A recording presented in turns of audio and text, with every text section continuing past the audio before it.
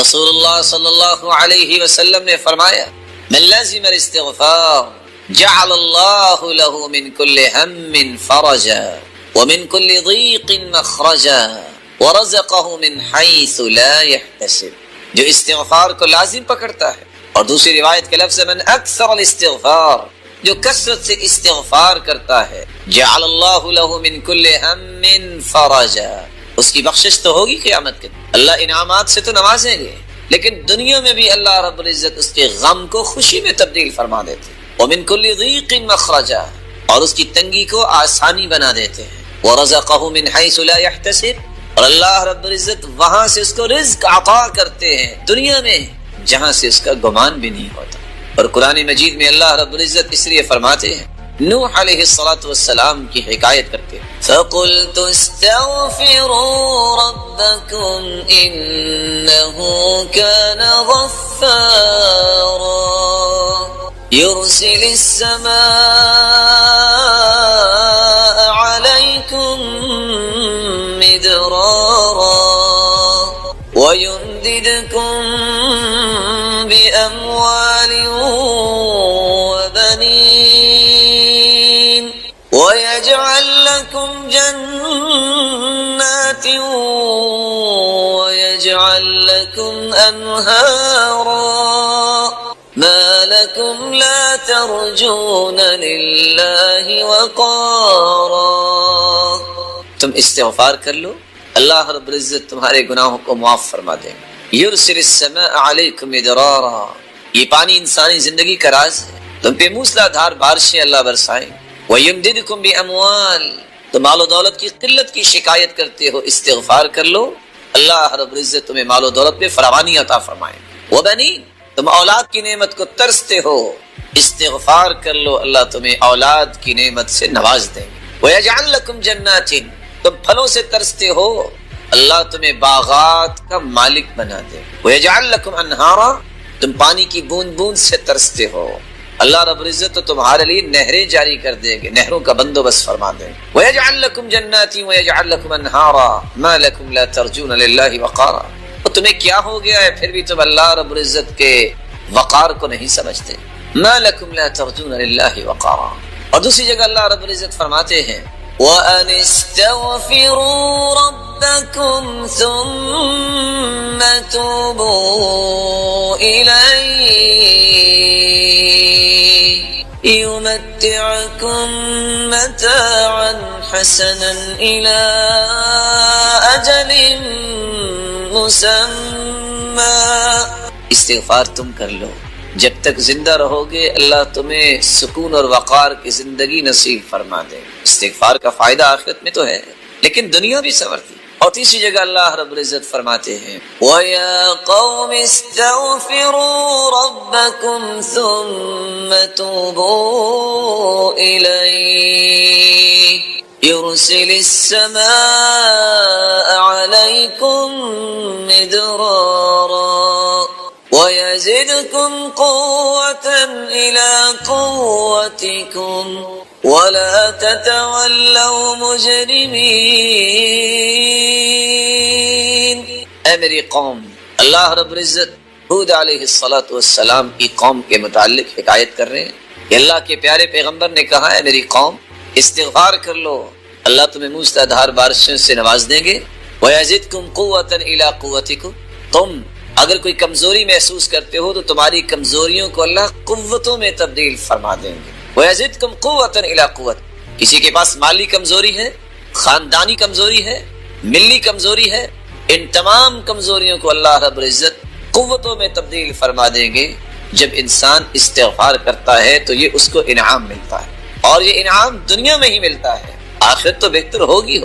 اللہ رب العزت ہمیں عبادت کا مقصد سمجھنے کی توفیق عطا فرمائے اور یہ یقین کرنے کی توفیق عطا فرمائے کہ عبادت سے آخرت بھی بنتی ہے. اس سے رسول اللہ صلی اللہ علیہ وسلم نے اگلا عمل یہ بتایا احب الاعمال الى اللہ ان تموت ولسانك رطبا من ذکر اللہ. سب سے محبوب عمل یہ ہے تمہیں موت آئے تو تمہاری زندگی کے رویے یہ ہوں تمہاری زبان اللہ کے ذکر سے ہر وقت تر رہے. سبحان اللہ والحمد للہ اللہ اکبر ولا الہ الا اللہ ولا حول ولا قوة الا باللہ حسبی اللہ لا الہ الا اللہ لا حول ولا قوة الا باللہ یا حی یا قیوم برحمتک استغیث.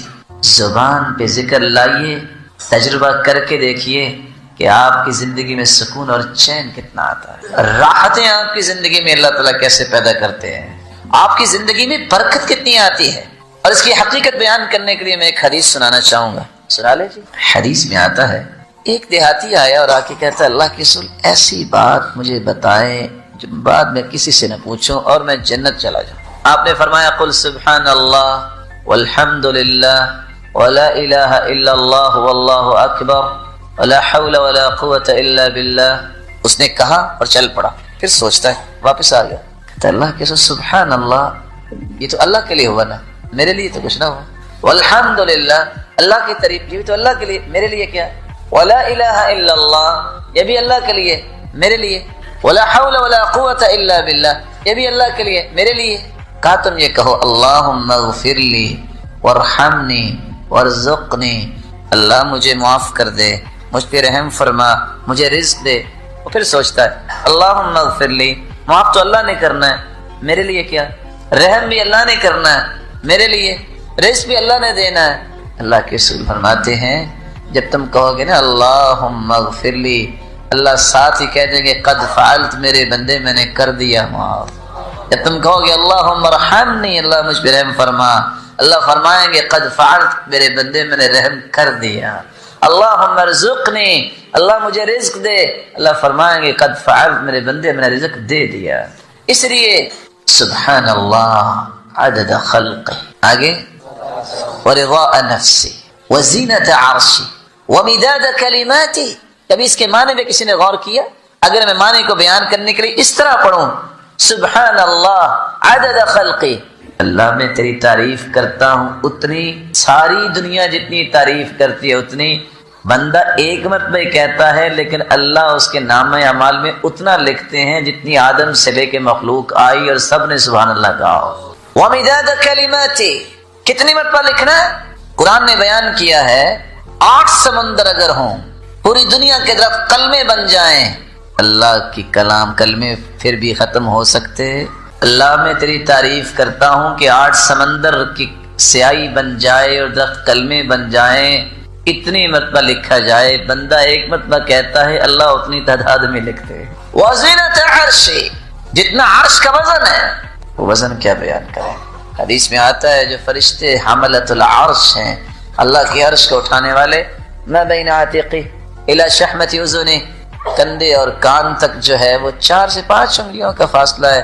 لیکن جو فرشتے ہیں مسیرۃ 700 عام، کندھے سے کان تک کا سفر 700 سال کا سفر ہے.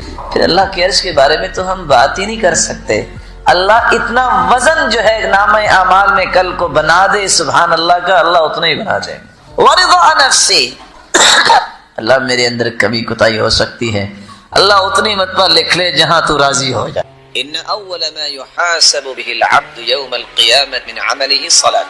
قیامت کے دن سب سے پہلے جس چیز کا سوال ہوگا وہ نماز کا سوال، سب سے پہلے نماز کا محاسبہ ہوگا. فإن صلحت صلح له السائر عمله، اگر نماز درست نکلی تو بقیہ اعمال بھی درست. فإن فسدت فسد له السائر عمله، اور اگر نماز درست نہ ہوئی اس کے سارے اعمال بھی درست نہیں. اس لیے عمر رضی اللہ تعالی عنہ کہا کرتے ان اهم امورکم عندي الصلاة فمن حفظها وحافظ علیہ فقد حفظ دینہ.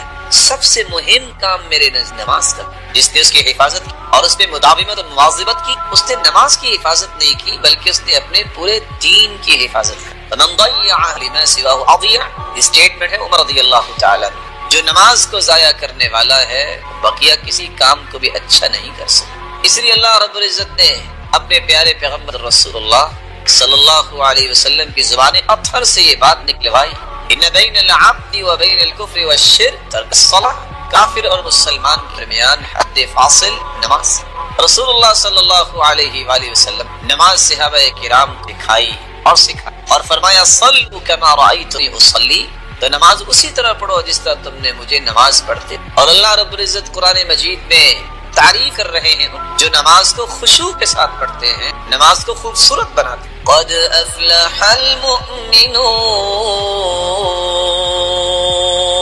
الذين هم في صلاتهم خاشعون والذين هم عن اللغو معرضون۔ کامیاب ہیں جو ایمان لائے، اور ایمان کی کیفیت کیا ہے؟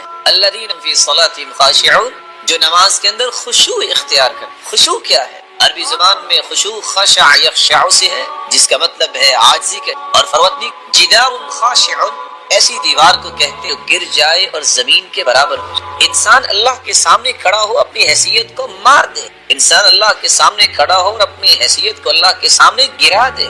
اس لیے کہا جاتا ہے اذا خشع فی صلاته ای اقبل بقلبه علی ذلك، کسی شخص نے اگر نماز میں خشوع اختیار کی، اس کا مطلب ہے کہ قلبی طور پہ وہ اپنے اس عبادت کی طرف متوجہ ہے اور تمام کی تمام توجہ کو مرکوز کر رہا ہے، تو اس عبادت خشعت، اس کا معنی سکنت وخضعت واطمأنت، انسان سکون میں آ گیا، انسان کے اندر خشوع آ گیا، خضوع آ گیا اور اطمینان آ گیا۔ اس لیے دو لفظ استعمال ہوتے ہیں، خشوع اور خضوع۔ خضوع دل کی عاجزی کو کہتے ہیں، اور خشوع ہاتھ پاؤں اور انسانی جوارے کی عاجزی۔ یہی وجہ ہے حسن بصری رحمۃ اللہ علیہ نے جب ایک شخص کو دیکھا کہ نماز کے اندر اپنی داڑھی کے ساتھ پھیر رہا ہے، کہا لو خشع قلبه لخشعت جوارحه، اگر اس کے دل میں خشوع ہوتا تو اس کے جسم پہ بھی اس خشوع کے آثار نہ۔ اور علی رضی اللہ تعالی عنہ کہا کرتے تھے الخشوع الا يلتفت يمينا ولا يسارا ولا يعرف من على يمينه وشمال۔ خشوع یہ ہے کہ انسان نماز پڑھے تو دائیں بائیں کے اتفاق۔ خشوع یہ ہے کہ انسان نماز کے اندر کھڑا ہو، اس کو اس بات سے کوئی غرض نہیں کہ میرے دائیں طرف کون کھڑا ہے اور میری بائیں طرف۔ اسی لیے ابن القیم رحمۃ اللہ علیہ کہا کرتے خشوع یہ ہے قیام القلب بین یدی اللہ، انسان جسم کو لے کے کھڑا ہوتا ہے، اپنے دل کو بھی اللہ کے سامنے کھڑا ہونے کا تصور پیدا کر۔ تذلل القلوب لعلام، دل کو اللہ کے سامنے رکھ دینا جو غیب کی خبروں بھی جاننے والی ہستی ہے۔ اللہ تو جانتا ہے کہ قرآن مجید میں اللہ رب العزت نے خشوع کے الفاظ استعمال کیے۔ خشوع کے چار معنی، سب سے پہلا معنی خشوع کا مطلب ہے الذلہ، الذل، پست ہو۔ وخشعت الاصوات للرحمن فلا تسمع الا همسا۔ قرآن مجید میں اللہ رب العزت نے خشوع کے الفاظ استعمال کی، اور لفظ خشوع مختلف معانی میں استعمال ہوا۔ سب سے پہلا معنی پستی اختیار کر، وخشعت الاصوات للرحمن فلا تسمع الا همسا۔ قیامت کے دن ہر آواز اللہ رب العزت کے سامنے پست ہو۔ خشوع کا دوسرا معنی سکون الجوارح، انسانی جسم کے اندر سکون پیدا ہو، اطمینان پیدا ہو جائے۔ الذین هم فی صلاتهم خاشعون، کامیاب ہیں وہ مومن جو نمازوں کے اندر خشوع کرتے ہیں، ان کے جسموں کو سکون میسر آتا، ان کے جسموں میں اطمینان آ جاتا، وہ بے چینی کا شکار۔ خشوع کا تیسرا معنی خوف، انسان اللہ کے سامنے کھڑا ہو تو اللہ کا خوف اس کے دل میں۔ وَيَدْعُونَنَا رَغَبًا وَرَهَبًا وَكَانُوا لَنَا خَاشِعِينَ۔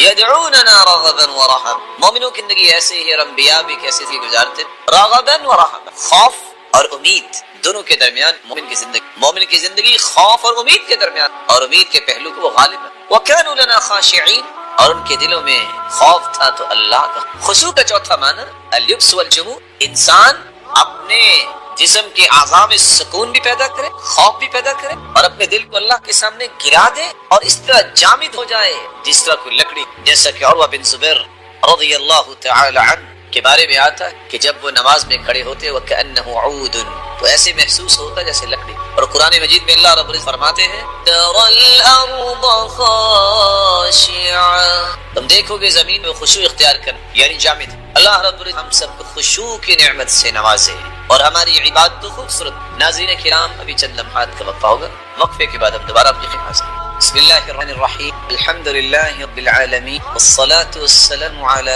اشرف الانبیاء والسید المرسلین وعلى آلہ وصحبہ اجمعین اما بعد السلام علیکم ورحمۃ اللہ وبرکاتہ۔ ناظرین کرام، وقفے سے پہلے ہم یہ بیان کریں قرآن میں لفظ معانی بیان کی اور اللہ رب العزت مومنوں کی تعریف جو اپنی نمازوں میں اختیار کریں، اور خشوع یہ احسان کی، اور احسان کرے تحسین الظاہر والباطن، انسان اپنے ظاہر کو بنائے اور باطن خوبصورت۔ اور اللہ کے رسول صلی اللہ علیہ وسلم نے اس لیے جبریل امین علیہ الصلوۃ والسلام نے جب سوال کیا تو اس کو جواب دیا، اور اس لیے رسول اللہ صلی اللہ علیہ وسلم نے جبریل امین کو احسان کا معنی یہ سمجھایا تھا، ان تعبد اللہ کأنک تراہ فإن لم تكن تراہ فإنہ یراک۔ تم عبادت ایکسیلنس کے درجے پہ جا کے کرو، ایسی خوبصورت عبادت کہ تم اللہ کو، اگر یہ کیفیت میسر نہیں آتی تو یہ یقین تو ہونا چاہیے کہ اللہ رب العزت تمہیں دے۔ امام ابن القیم رحمۃ اللہ علیہ اس لیے احسان اور خشوع کی اہمیت کو واضح کرتے ہوئے فرماتے ہیں،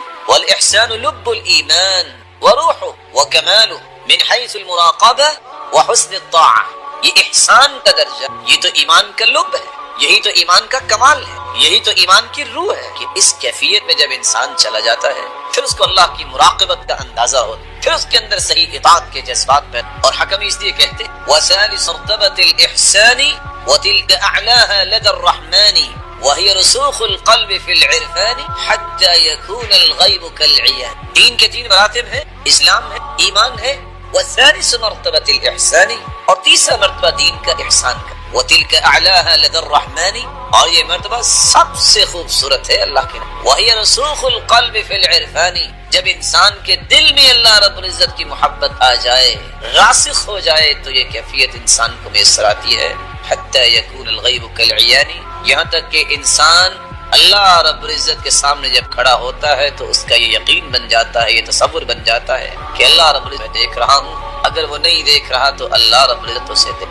شداد بن اوس رضی اللہ تعالی عنہ روایت کرتے رسول اللہ صلی اللہ علیہ وسلم فرمایا اول ما يرفع من الناس الخشوع، لوگوں میں سب سے پہلے چیز ختم ہو جائے گی وہ خشوع ختم۔ اور ابو درداء رضی اللہ تعالی عنہ روایت کرتے رسول اللہ صلی اللہ علیہ وسلم نے فرمایا اول شيء يرفع من هذه الامه الخشوع حتى لا ترى فيها خاشعا، اس امت میں سب سے پہلے اٹھایا جائے گا وہ خشوع ہوگا، یہاں تک کہ خشوع اختیار کرنے والا نظر۔ اور رسول اللہ صلی اللہ علیہ وسلم نے فرمایا حالت ان الرجل لينصرف من صلاته وما كتب له الا عشر صلاته تسعها ثمنها سبعها سدسها خمسها ربعها ثلثها نصفها۔ ایک شخص نماز سے فارغ ہو، کسی کو نماز کا 10واں حصہ، کسی کو 9واں، کسی کو 8واں، کسی کو 7واں، 6واں، 5واں اور 4تھا اور تیسرا، اور کچھ لوگوں کو آدھی نماز کا ثواب۔ اسی رسول اللہ صلی اللہ علیہ وآلہ وسلم نے فرمایا اول ما يرفع من الناس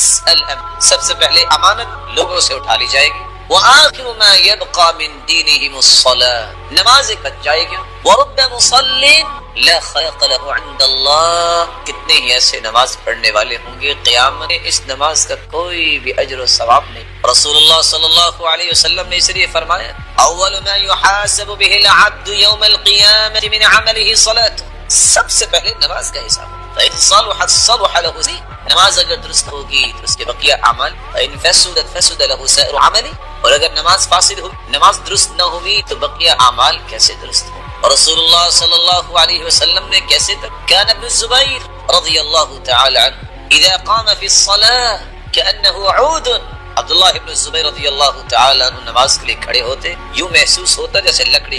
آج ایک مسلمان کی نماز کیسے ہے؟ نماز میں کھڑا بھی ہو بے چین، رکوع میں ہو بے چین، سجدے میں بے چین، بلکہ ایک وقت تھا جب رسول اللہ صلی اللہ علیہ وسلم فرمایا کرتے تھے یا بلال ارحنا یا بلال ارحنا یا بلال، بلال اذان کہیے کچھ سکون۔ آج اگر صبح کی نماز میں کوئی امام محترم لمبی قرات کر دے تو زبان سے تو کوئی نہیں بولتا، لیکن کتنے مچل رہے ہو اور کہتے ہیں زبان حال سے انقذنا یا اے امام آج ہماری جان چھوڑ دو، کل اس مسجد میں نماز نہیں پڑھیں گے، تم لمبی نماز۔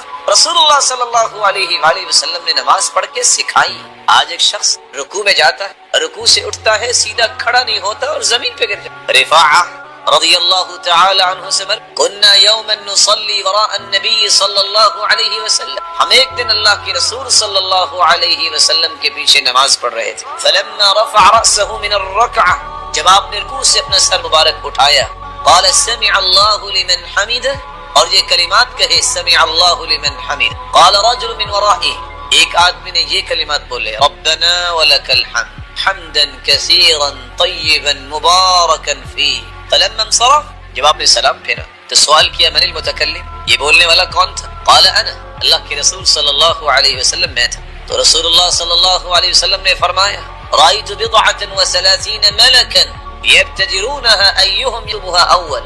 میرے صحابی، میں نے 30 سے زائد فرشتوں کو دیکھا جو آسمان سے نازل ہوئے، جو اس بات میں جلدی کر رہے تھے. ایک کہتا یہ مبارک کلمات میں لکھ کے اللہ کے پاس پہلے لے جاتا ہوں، دوسرا کہتا تھا میں لکھ. 30 سے زائد فرشتے جن کلمات کو لکھنے کے لیے آسمان سے اترے.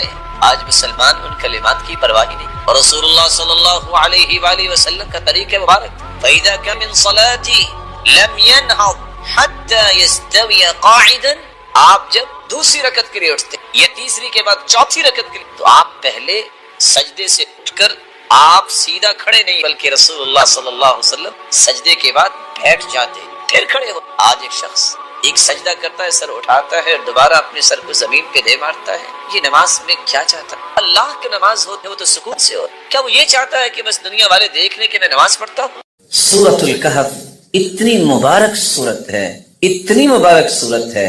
سچی بات یہ ہے کہ اگر سورۃ الکہف کے فوائد اور ثمرات پہ گفتگو کی جائے تو میں مبالغہ نہیں کرتا، اس کے فوائد اور ثمرات اور اس سے مستنبط مسائل پہ گفتگو کی جائے ساری رات بیت جائے اور یہ سورت ختم نہ ہو. لیکن میں 3 جھلکیاں آپ کے سامنے رکھ دیتا ہوں. رسول اللہ صلی اللہ علیہ وسلم نے فرمایا من قرأ سورۃ الکہف فی یوم الجمعہ، جو شخص جمعہ کے دن سورۃ الکہف پڑھ لیتا ہے اسے کیا ملتا ہے؟ پہلا انعام اضاء له ما بین الجمعتین. صبح جمعہ ہے، اللہ سب کو توفیق دے اس سورت کو پڑھنے کی. جو سورۃ الکہف پڑھ لیتا ہے اگلے جمعے تک اللہ عز و جلال اس کی زندگی کے اندر روشنی پیدا کر دیتے. اس کی سوچ بھی روشن، اس کی نیت بھی روشنی، اور اس کے ارادوں میں روشنی، اس کے تخیلات کی وادیوں میں روشنی، تصورات روشن.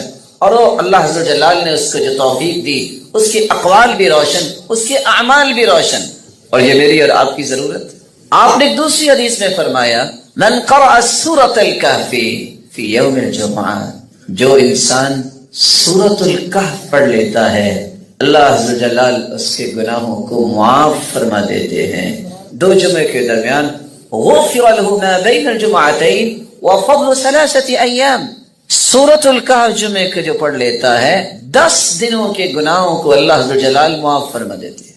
من قرأ 10 آیات من سورۃ الکہف، روایات بتاتی ہیں جو سورۃ الکہف پڑھ لے یا اس کی پہلی یا آخری 10 آیتوں کو یاد کر لیتا ہے عصم من فتنۃ الدجال، اللہ تعالیٰ اسے دجال کے فتنے سے محفوظ فرما دیں گے. اس کا مطلب یہ نکلا کہ اگر دجال کے فتنے سے محفوظ انسان ہو سکتا ہے تو چھوٹی چھوٹی دجالیوں سے تو اللہ ضرور محفوظ کریں گے.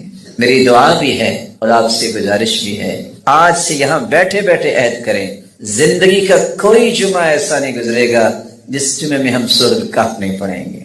رسول اللہ صلی اللہ علیہ وسلم کا فرمان ہے جو شخص سورۃ الکہف پڑھ لیتا ہے من قرأ سورۃ الکہف فی یوم الجمعہ اضاء له ما بین الجمعتین، جو شخص سورۃ الکہف کی تلاوت کر لیتا ہے جمعے کے دن، زندگی کے اگلے 8 دن اللہ اس کے روشن کر دیتے ہیں. اس روشنی سے کیا مراد ہے؟ اس کی فکر میں روشنی، اس کی سوچ میں روشنی، اس کے عمل میں روشنی، اس کے گھر میں روشنی، اس کی زندگی کے جمیع متعلقات میں اللہ روشنی پیدا کر دیتے. ایک شخص کو اللہ کی طرف سے نور مل رہا ہے، روشنی مل رہی ہے، اس کو اس روشنی سے محروم نہیں ہونا چاہیے. اور دوسری روایت کے الفاظ کیا ہے؟ سورۃ الکہف پڑھنے والا اللہ رب العزت 10 دن کے گناہ معاف فرما دیتے. تیسری روایت رسول اللہ صلی اللہ علیہ وسلم نے فرمایا کوئی بھی ایسا پیغمبر نہیں آیا جس پیغمبر نے دجال سے اپنی قوم کو ڈرایا نہ ہو، لیکن جو سورۃ الکہف پڑھ لیتا ہے اللہ رب العزت اسے دجال کے فتنے سے محفوظ کر دیں گے. اس حدیث کی روشنی میں انسان یہ کہہ سکتا ہے کہ اتنا بڑا دجال جس کے فتنے کے سامنے کوئی ٹک نہیں سکے گا، اس سے اگر اللہ محفوظ فرما دے گا تو وہ کیوں نہیں یہ سمجھتا کہ چھوٹے چھوٹے دجال جو اچھلتے ابلتے نظر آتے ہیں اللہ ان کے غلط نظریات سے بھی تو حفاظت فرمائے گا. اس لیے ان 3 مقاصد کے لیے ہمیں سورۃ الکہف کا اہتمام کرنا چاہیے. سب سے پہلا مقصد کہ میری زندگی میں روشنی آ جائے، میری سوچیں نکھر آئیں اور میری زندگی میں نور پیدا ہو جائے۔ اور دوسرا فائدہ 10 دن کے گناہوں کو معاف کر دیتے ہیں اللہ تعالیٰ۔ اور تیسرا فائدہ ہر قسم کے دجل سے اللہ رب العزت محفوظ فرما لیتے ہیں۔ احادیث کی روشنی میں یہ بات سمجھ میں آتی ہے کہ رسول اللہ صلی اللہ علیہ وسلم اگر بار بار خطبے میں یہ سورت پڑھتے ہیں، فجر کی نماز میں پڑھتے ہیں، عید الاضحیٰ میں پڑھتے ہیں، عید الفطر میں پڑھتے ہیں، اور صحابیہ بار بار سننے کی وجہ سے اس کو یاد کرتی ہیں، تو اس کا کتنا اہتمام کیا جاتا ہوگا۔ اور کیوں؟ یہ واحد سورت ہے جس میں توحید کا بھی تذکرہ ہے، رسالت کا بھی تذکرہ ہے، جس میں انسان کی موت کا بھی تذکرہ ہے، اور انسان کی موت کے بعد کی جزا و سزا کا بھی تذکرہ ہے، اور قیامت کا بھی تذکرہ ہے، جنت کا بھی تذکرہ ہے، اور جہنم کا بھی تذکرہ۔ اللہ ذوالجلال نے یہ مبارک سورت اتاری ہے۔ قاف والقرآن المجید بل عجبوا ان جاءهم منذر منهم فقال الكافرون هذا شيء عجيب۔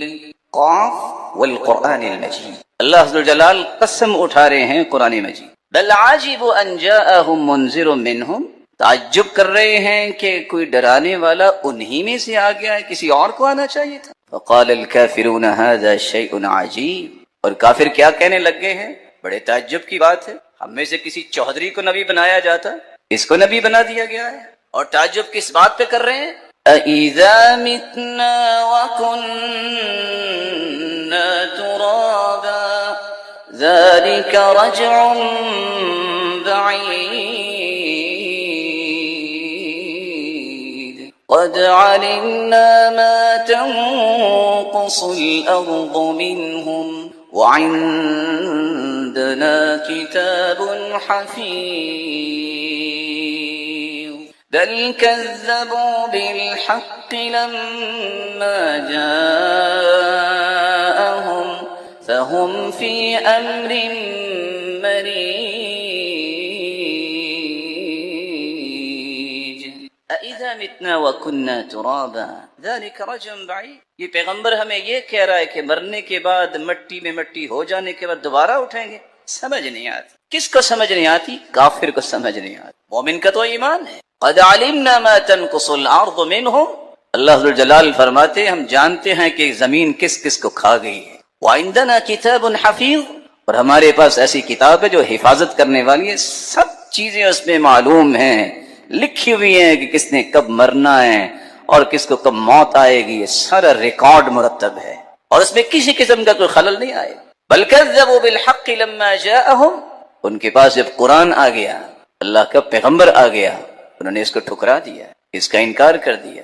فہم فی امر مریج، اور ابھی تک اس بات میں تذبذب کا شکار ہیں، الجھاؤ میں پڑے ہوئے ہیں کہ قیامت آئے گی۔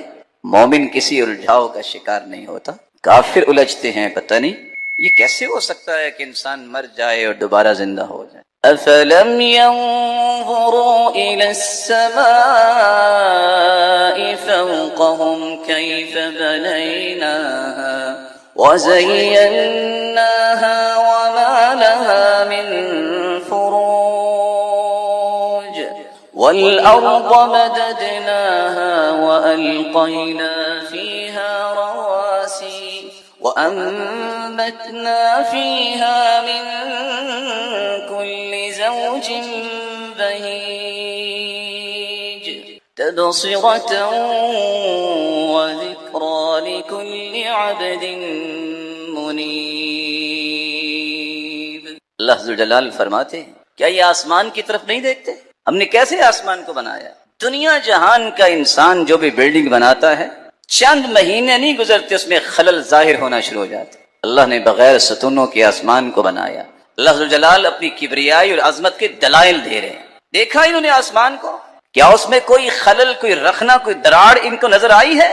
اور دوسری جگہ اللہ ذوالجلال فرماتے ہیں ثم ارجع البصر کرتین، اچھا ایک مرتبہ تمہیں نظر نہیں آیا کوئی خلل، دوبارہ دیکھ لو، ذرا ٹکٹکی لگا کے دیکھ لو، شاید کہ تمہیں کوئی خلل نظر آئے، تمہاری نظر ذلیل ہو کے واپس تو آ جائے گی، اللہ ذوالجلال نے جو کچھ بنایا اس میں کوئی نقص نکال نہیں سکے۔ وَمَا لَهَا مِن فُرُوجٍ، پھر آسمان کو ہم نے مزین کیا ہے، اور مزین کرنے کے بعد اللہ ذوالجلال فرماتے ہیں ہم نے اس کی تزئین و آرائش ایسی کی ہے کہ دنیا اس کی مثال پیش نہیں کر سکتی۔ ہم نے زمین کو پھر پھیلایا، پھر زمین کو پھیلانے کے بعد یہ حرکت نہ کرے، ہم نے بڑی بڑی میخیں اس میں لگا دی۔ وَأَمْدَدْنَا، اور ہم نے اس زمین کو پھیلانے کے بعد اس میں خزانے بھی رکھے، اور اللہ ذوالجلال فرماتے ایسا ایسا اناج اس میں ہم نے رکھا کہ جس کو دل دیکھ کے دل انسان کا خوش ہو جاتا۔ أَفَلَمْ يَنظُرُوا إِلَى السَّمَاءِ فَوْقَهُمْ كَيْفَ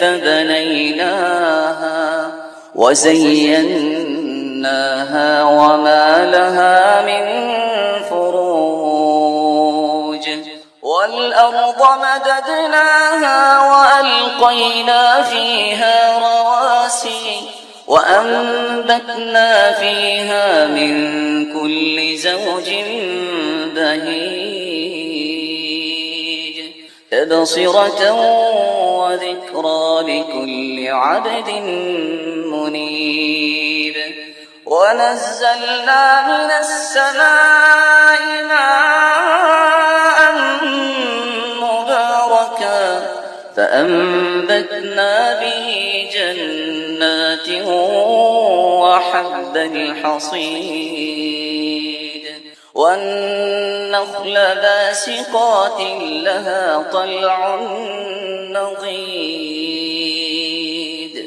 رِزْقًا لِلْعِبَادِ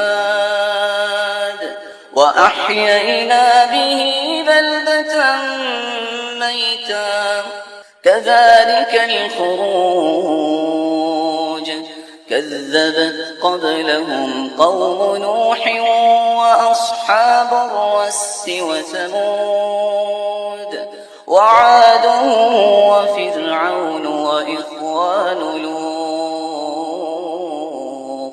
وَأَصْحَابُ الْأَيْكَةِ وَقَوْمُ تُبَّعٍ كُلٌّ كَذَّبَ الرُّسُلَ فَحَقَّ وَعِيدِ أَفَعَيِينَا بِالْخَلْقِ الْأَوَّلِ بَلْ هُمْ فِي لَبْسٍ مِّنْ خَلْقٍ جَدِيدٍ۔ ہم نے یہ آسمان جو بنائے ہیں پھر اس کو مزین کیا ہے، اگر کسی کو اللہ نے عقل دی ہے تو اس کو یاد رہنا چاہیے کہ اس جیسی کوئی چیز دنیا میں پیدا کرنے کے قابل نہیں ہے، کیونکہ سب کے سب اللہ کی مخلوق۔ تبصرۃ وذکریٰ لکل عبد منیب، لیکن یہ اس کی قسمت میں ہوتا ہے کہ اور ایک ہی قبیلے کی دو شاخیں تھیں، یہ جھنڈ کے جھنڈ جہاں باغات تھے اور جنگل بھی ایسے گھنے تھے، اللہ نے ان کی طرف بھی شعیب علیہ السلام کو بھیجا، لیکن دونوں نے ہی اپنی اپنی عادات کی وجہ سے اللہ کے عذاب کے مستحق ہونا اپنے آپ کو ٹھہرا لیا۔ ساتھ ہی اللہ ذوالجلال پھر فرماتے ہیں، یہ انکار کر رہے ہیں کہ قیامت نہیں آئے گی، افعینا بالخلق الاول، کیا ہم نے جو پہلی مرتبہ پیدا کیا ہے تو نعوذ باللہ تھکاوٹ ہوگی؟ بل ہم فی لبس من خلق جدید، یہ تو قیامت کے دن کے بارے میں تذبذب کا شکار ہیں، اس میں شک میں پڑے ہوئے ہیں کہ قیامت آئے گی کہ نہیں آئے گی۔ قیامت آئے گی اس میں شک کرنے والا مومن نہیں ہو سکتا، وہ کافر ہی ہوتا۔ کچھ لوگوں کا کہنا ہے کہ کیسے انسان، یہ وہی شک جو اس قوم نے کیا تھا آج بھی آ گیا، ایک شخص سمندر میں ڈوب جاتا ہے، قبر تو بنتی نہیں تو حساب کیسے؟ ایک شخص تو جہاز میں ہوتا ہے، جہاز کریش ہو جاتا ہے تو وہ کہاں ہوتا ہے؟ صحیح بخاری کو کھول کے دیکھیے، اللہ کے رسول صلی اللہ علیہ وسلم نے فرمایا، ایک شخص نے اپنے بچوں کو جمع کیا اور کہتا ہے کہ بتاؤ مجھ سے سچی محبت ہے کہ نہیں؟ کہا کیوں نہیں؟ تو کہنے لگا اگر تم میرے بیٹے ہو، اذا انا مت، جب میں مر جاؤں، فاحرقونی ثم ذرونی، تو مجھے جلا کے راکھ بنا دینا اور میری راکھ کو ہواؤں اور فضاؤں میں اڑا دینا اور سمندر اور دریاؤں میں بہا دینا۔ بیٹوں نے ایسا ہی کیا، راکھ بن گیا، بہا دیا گیا، اڑا دیا گیا، اللہ کا حکم ہوا اور اس راکھ کو جمع کیا گیا۔ دوبارہ اللہ نے اسے بندہ بنا کے کھڑا کر دیا، پوچھا بتاؤ یہ تم نے کیوں کیا؟ لما صنعت هذا، اور میرے بندے تو نے یہ کام کیوں کیا؟ تو وہ کہتا ہے فرق منک یا رب، میرے رب تجھ سے ڈرتے ہوئے کہ گناہ اتنے تھے کہ میں سامنا کیسا کروں گا۔ اللہ فرماتے ہیں تم ڈر گئے ہو، جاؤ میں نے معاف کر، جو میرا مالک راکھ کو جمع کر کے انسان بنا سکتا ہے वो इंसान को दोबारा क़यामत के दिन कैसे नहीं उठा सकता। वलक़द ख़लक़नल इंसान वनअलमु मा तुवस्विसु बिही नफ्सुहु वनहनु अक़रबु इलैहि मिन हब्लिल वरीद इज़ यतलक़्क़ल मुतलक़्क़ियानि अनिल यमीनि व अनिश शिमालि क़ईद मा यल्फ़िज़ु मिन क़ौलिन इल्ला लदैहि रक़ीबुन अतीद वजाअत सकरतुल मौत बिलहक़्क़ ذلك ما كنت منه تحيد ونفخ في الصور ذلك يوم الوعيد وجاءت كل نفس معها سائق وشهيد لقد كنت في غفلة من هذا فكشفنا عنك غطاءك فبصرك اليوم حديد وقال قرينه هذا ما لدي عتيد ألقيا في جهنم كل كفار عنيد مناع للخير معتد مريب الذي جعل مع الله إلها آخر فألقياه في العذاب الشديد قال قرينه ربنا ما أطغيته ولكن كان في ضلال بعيد قال لا تختصموا لدي وقد قدمت إليكم بالوعيد ما يبدل القول لدي وما أنا بظلام للعبيد। सहीह जामे की रिवायत 1670 आप सल्लल्लाहु अलैहि वसल्लम ने फरमाया इन्नल अब्द इज़ा अख़्तअ ख़तीअह नुकितत फ़ी क़ल्बिही नुक्ततुन सौदा फ़इन हुव नज़अ वस्तग़फ़र वताब सुक़िल क़ल्बुहु। बंदा जब कोई गलती करता है, गुनाह करता है, उसके दिल में एक स्याह नुक्ता लग जाता है। फ़इन हुव नज़अ, अगर वो उस गुनाह को छोड़ देता है, गुनाह को छोड़ने के बाद इस्तिग़फ़ार करता है, तौबा करता है, तो दिल दोबारा उसका सफ़ेद हो जाता है। लेकिन अगर वह तौबा नहीं करता, गुनाह को तर्क नहीं करता, तो ये दिल एक न एक दिन नुक्ते लग लग के स्याह हो जाता है। अल्लाह ताला हमारे दिलों को साफ और शफाफ और नकी बनाए। पांचवी शर्त यह है, कुछ लोगों को गुनाह करके भी शर्मिंदगी महसूस नहीं होती, मलामत नहीं होती। जब तक इंसान अल्लाह के सामने शर्मिंदा नहीं होता, उस वक्त तक उसकी तौबा कबूल नहीं होती। रसूलुल्लाह सल्लल्लाहु अलैहि वसल्लम ने फरमाया, सहीह जामे की रिवायत है 6802, अन्नदमु तौबा, शर्मिंदगी तौबा ही तो है। फ़इन्न तौबत मिनज़्ज़म अन्नदमु वल इस्तिग़फ़ार, गुनाह से तौबा उस वक्त होती है जब इंसान शर्मिंदगी का इजहार करे और फिर उसके साथ इस्तिग़फ़ार करे।